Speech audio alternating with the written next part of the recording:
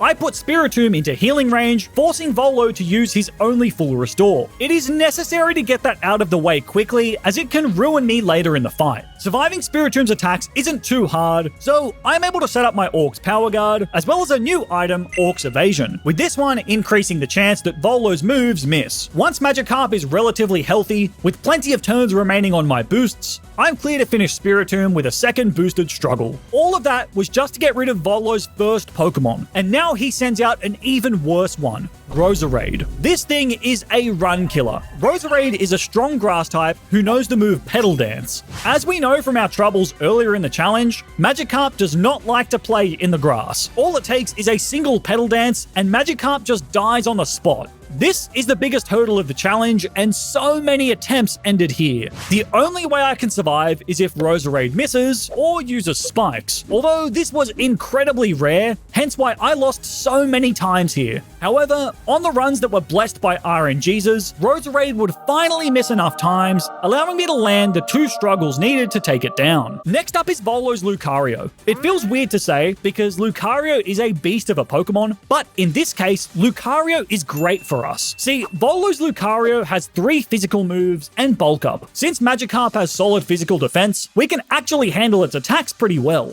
This gives me a chance to make sure that Magikarp is healed up, while also having plenty of turns worth of boosts left. However, while we can easily take out Lucario, this introduces another problem, Togekiss. This is the 3rd and final special attacker of Volo's starting 6, and this is a stone cold killer. If it sets up a Calm Mind, Magikarp is dead to a single strong style Moonblast. It took ages to even make it to Togekiss, only to be crushed in an instant. So I needed a different approach, and this is where the fight gets really cheesy. See, if I want any chance against Togekiss, I need Volo to send it out on his turn, rather than giving him a free switch by taking out Lucario. So how do we do that? Well, by taking advantage of the most toxic strategy in Pokemon, PP stalling. Remember the first battle against Charm? We learned that when an opponent has multiple Pokemon and one runs out of PP, the trainer will switch into another Pokemon. So, my idea is to stall out Lucario and force Volo to use his turn to switch into Togekiss, giving me enough time to take it out. In reality though, that's not what happened, because after I spent ages stalling out Lucario, now Volo switches into his Arcanine. This is yet another physical attacker, and I can't afford to take it down with struggle, or we'll just end up back in the same spot as before against an incoming Togekiss. So once again, I have no real choice but to rely on PP stalling again. Luckily, Arcanine isn't too much of a threat, so this is pretty risk-free. But of course, once it does run out, Volo now switches into Garchomp.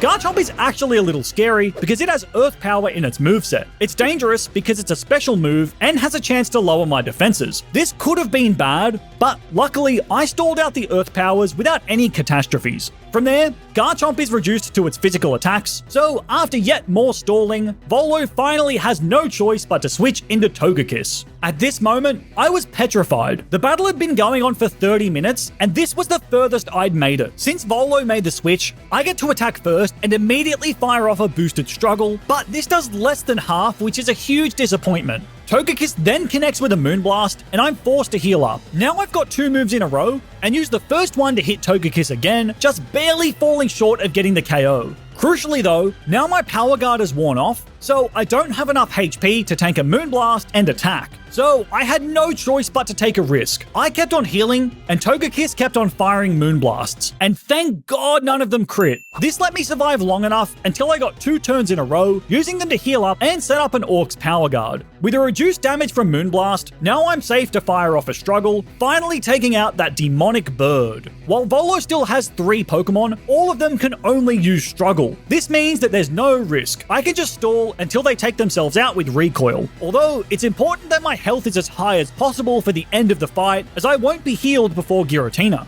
With that in mind, before long, Volo's final 3 Pokemon were taken out in quick succession, and we defeated Volo.